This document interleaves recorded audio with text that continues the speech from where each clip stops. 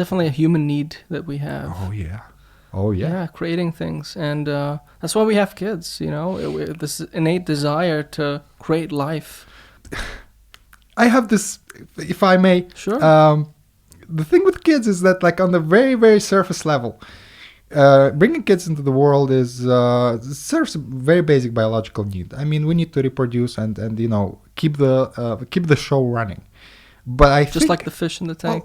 yes, absolutely, absolutely. Except that the fish have a very specific purpose.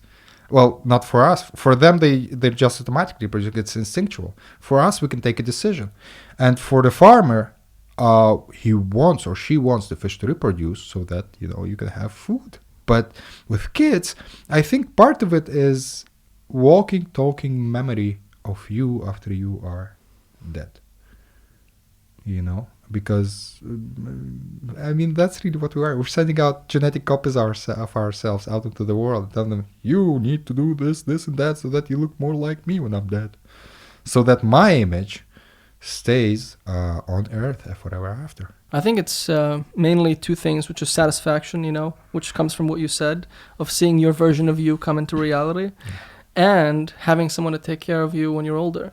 Because when you get to a certain point, I know in Western cultures, people just throw them into old folks' homes. Yeah. But in most of the places in the world, most kids take care of their parents really well. And, as a parent or as an older human being, when you get to a certain age, it's nice to have people who love you like that. Hey, what about...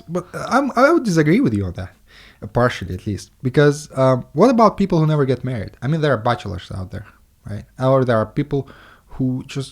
women who never got married. There are people who don't really care about their kids. And so, okay, when you get old, it is a nice thing to have somebody take care of you.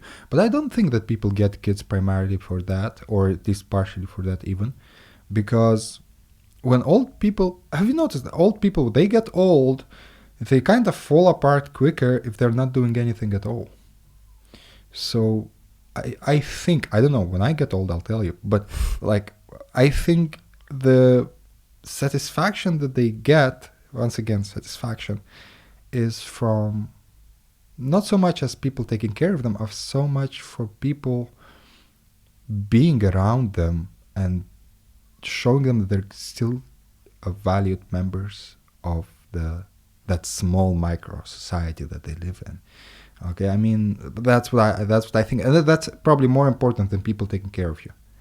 So, and the reason they really feel sad is because there is no people of their tribe, if you'd like, next to them, who they can look at and remember that, hey, even if I die, this someone will remember me. Because when you're sitting in that home, nursing home, nobody cares about you. You're just there, and they're just doing their job. You're just another old person. But your family will carry your memory in their memory, and then they will pass it on, hopefully, in some vestigial form, to their children. So this is, I think, the point of the whole thing. Yeah, I mean, there is something big in that, because we are instinctual beings. We do come from tribes of families, 40 people. And now in the modern day, you can kind of make one of 4 people, of 8 people. You can create your own mini tribe.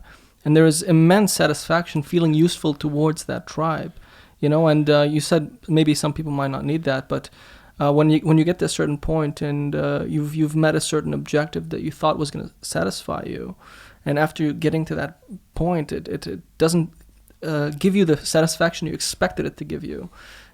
Children become a very appetizing choice. Maybe I'll get some children. Hey, that's going to give me some satisfaction.